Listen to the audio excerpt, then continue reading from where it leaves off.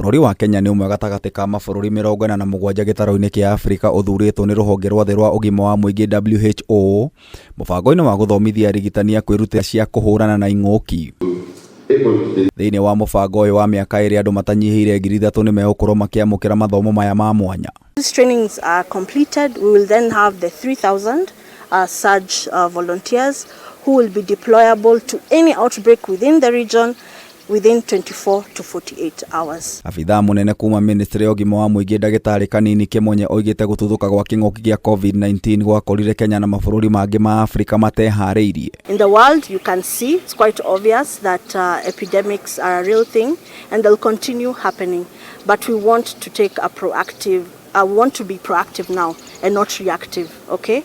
COVID is not the last we are going to see, and we need to be ready at any time to respond to any emergency or any outbreak that occurs. Makiria ma Akenya 5,600 nĩ makuire kumana na COVID-19 na angĩ matanyihĩire 340 makĩrigitwo kumana na mũrimũ ũyũ. Say Kenya has been making improvements day by day. We have many challenges, but in my opinion, I think we did our very best with COVID.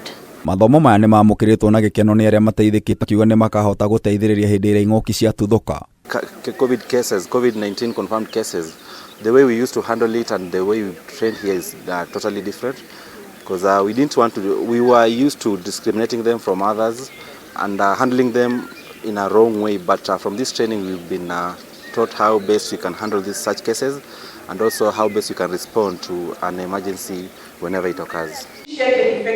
Ngĩribotera Kameme TV, njita gitaru wa Wanjikũ. When you overpromise and wait.